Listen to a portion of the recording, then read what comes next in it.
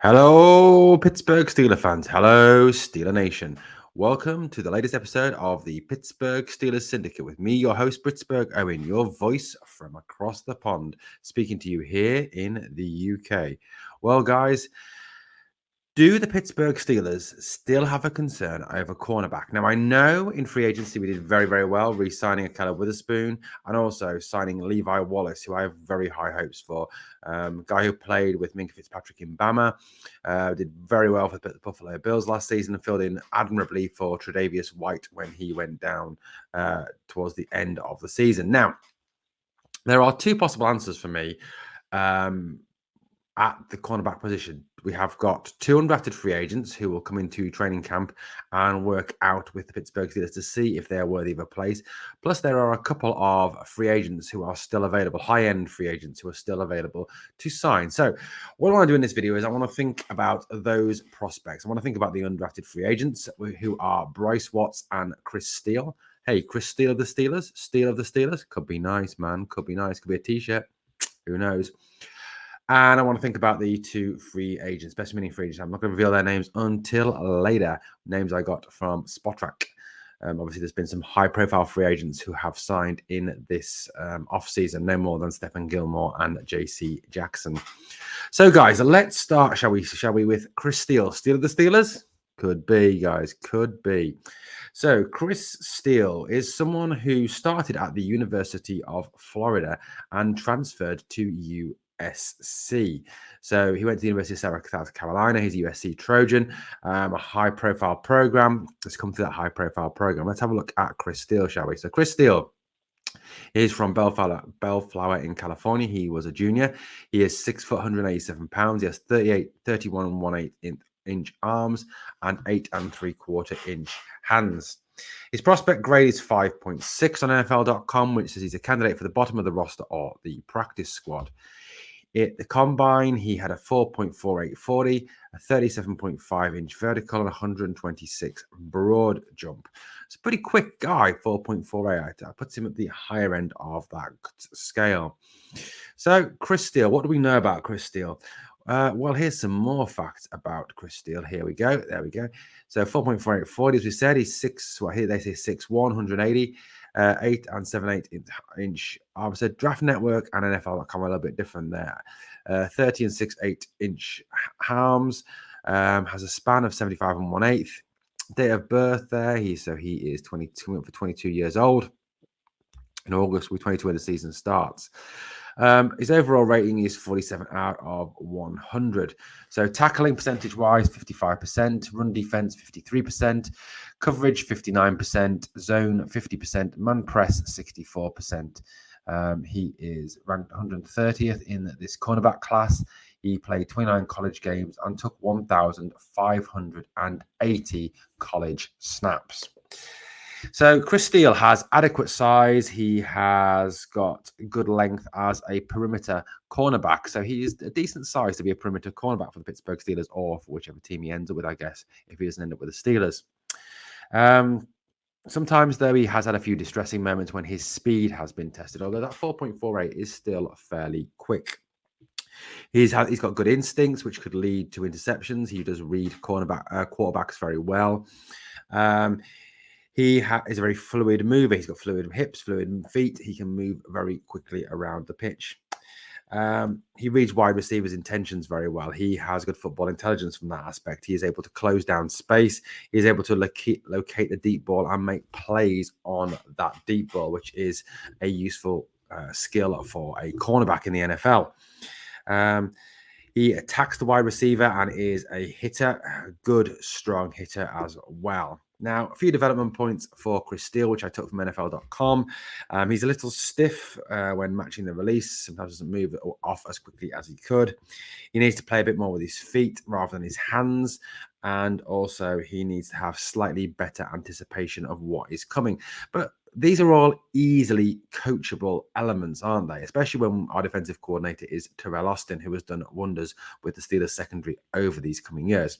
So could Chris Steele be a consideration for the Pittsburgh Steelers? Now, the reason I talk about cornerback being a position of need, although we have got Cam Sutton, we have got Akella Witherspoon, and we have got obviously Levi Wallace, who I have very high hopes for. James Pierre, an undrafted free agent last couple of years, he did struggle as the season went on, was burned a few times and was taken out of the firing line by the Steelers very quickly. And Justin Lane, third round pick, has never really lived up to his promise, has he?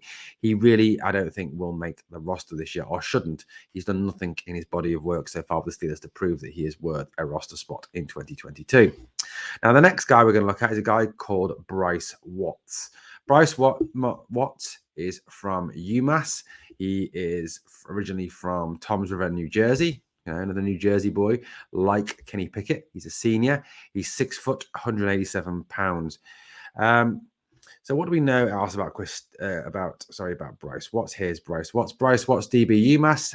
As we know, 4.52 40 times, so a little bit slower there than Chris Steele. He is 6 foot, 185 pounds, 9 1/8 inch hands, 31 inch arms, with a span of 76 and 7/8. Overall rating is 57.2 out of 100.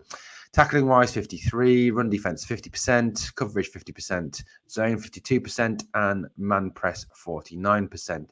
He is rated in this cornerback class at 114, so a little bit higher there than Chris Steele. He played 22 college games and was part of 1,100 college snaps. So what else do we know about Bryce Watts? Well, Bryce Watts has adequate straight line speed. He's got good balance and fluidity to change directions in the route coverage. He's got good awareness for a cornerback. He shows good anticipation and good reading of routes. He has good reaction skills, moves very quickly. He is very stout, but very feisty as well. He has a bit of attitude about him, very much in the sort of George Pickens style mode. He is a very aware zone cornerback, which would obviously match up with the Pittsburgh Steelers scheme where they play a lot of zone.